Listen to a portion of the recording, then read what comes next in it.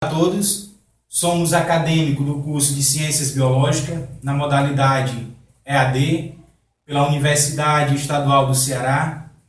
Fazemos parte do Polo de Russas. Eu sou José Hermenegildo de Oliveira.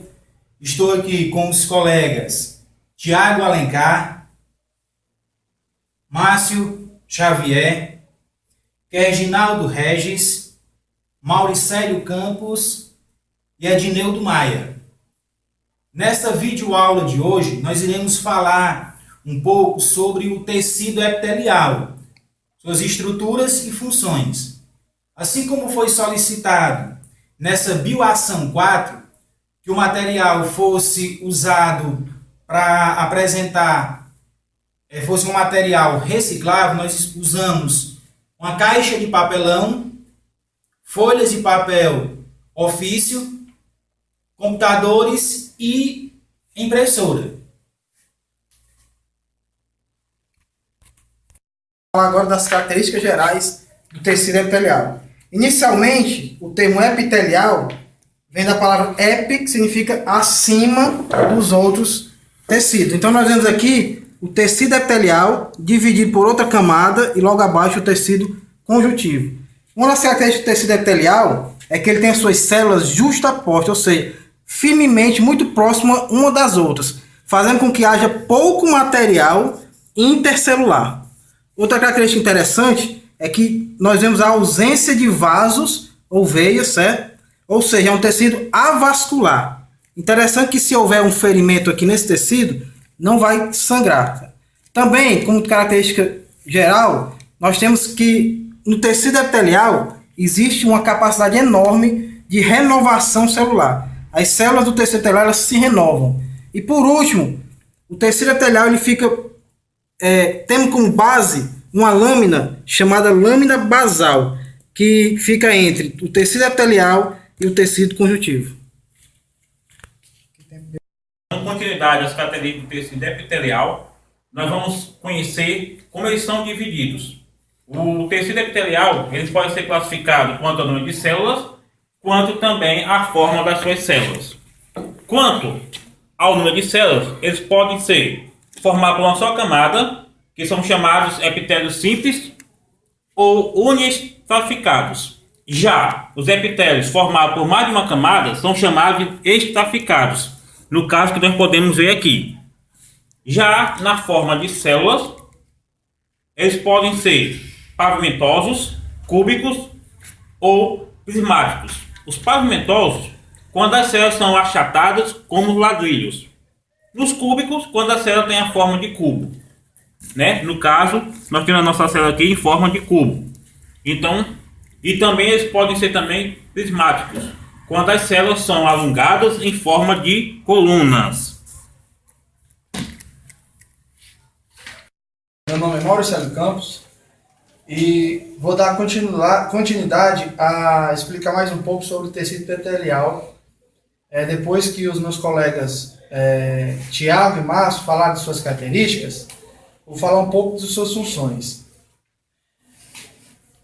A classificação do tecido epitelial, de acordo com a sua localização, arranjo de células, o tecido epitelial é classificado em dois tipos: tecido epitelial de revestimento e tecido epitelial secretor ou granular. Só que esse está classificado, no entanto, de forma imperfeita, pois há muitos epitélios de revestimento, nos quais algumas ou todas as células são também secretoras.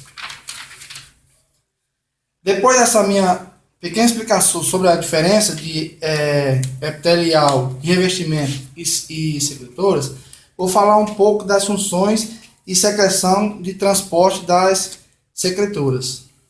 Consiste fundamentalmente em reunir pequenas moléculas e sintetizar moléculas maiores, as chamadas macromoléculas, que serão eliminadas, ou seja, secretadas pelas células. Depois disso, é transportada essas moléculas pela adição retirando ou subtraindo de seus componentes e secretá-las.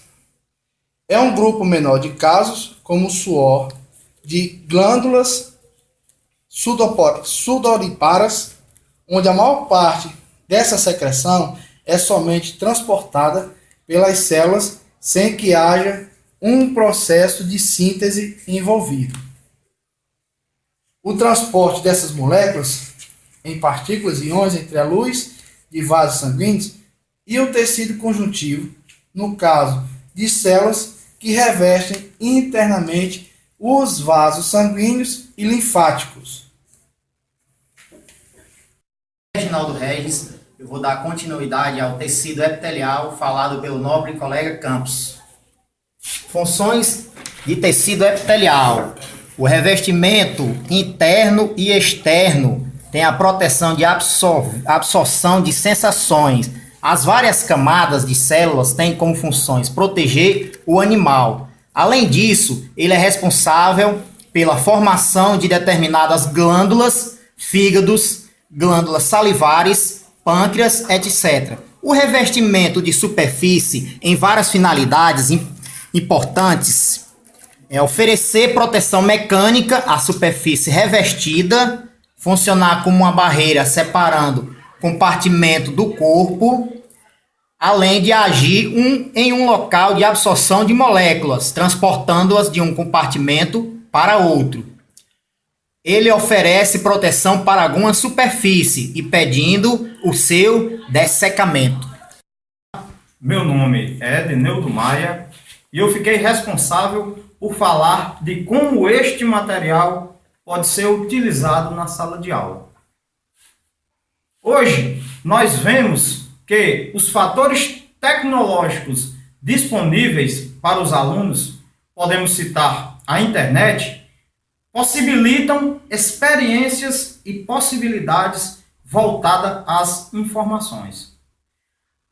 Não contrariando esta crescente, a sala de aula ela deve acompanhar esta modernidade, inserindo tecnologias que busquem a atenção dos alunos na sala de aula e objetivando o melhoramento cognitivo desses alunos.